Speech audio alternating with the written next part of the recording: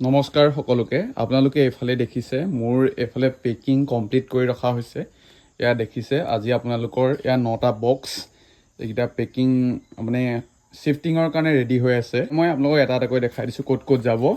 ইয়াত আছে আপোনাৰ অল টাইম ম্যাঙ্গো 5 পিস আছে সো এটো যাব কাৰ্বি আলং নেক্সট আছে ইয়াত আছে লিচু আছে সো এটো যাব অৰুণাচল প্ৰদেশ ইয়াত আছে কমলা লিচু আছে আৰু আমৰ পুলি সো এটো যাব লখিমপুৰ আৰু এটো যাব ইয়াত আছে ৰঙা চন্দন গছৰ পুলি এটো যাব নগাঁও আৰু ইয়াত আছে ৰাধাচূড়া পুলি আৰু ইয়াত যাব ডিব্ৰুগড় আৰু এটো আছে সাচি গছৰ পুলি এটো যাব উত্তৰ প্ৰদেশ আৰু নেক্সট এটো আছে ৰঙা চন্দন গছৰ পুলি 5 পিস আৰু এটো যাব হাৰিয়ানা আৰু নেক্সট এয়া আছে ইয়াতো আছে তামুলৰ পুলি লিচু আৰু ম্যাঙ্গো এটো যাব ডিব্ৰুগড় আৰু এটো যাব ৰাজস্থান যাব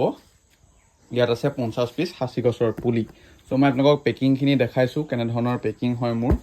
এটো মোৰ পেকিং হয় আৰু এখিনি যেহেতু উখ পুলি সো এনে ধৰণে দিয়া হৈছে কাৰণ এতিয়া ড্যামেজ হোৱাৰ চান্সেসটো কম থাকে খিনি মই পেকিং দেখালো যদি আপোনালোকক এনে ধৰণে হোম ডেলিভাৰি ল'ব বিচাৰে মই যিকোনো জায়গালৈকে পঠাই দিও আপোনালোকক যদি লাগে আপোনালোকে কন্টাক্ট কৰিব মোৰ দুটা নাম্বাৰ দিয়া আছে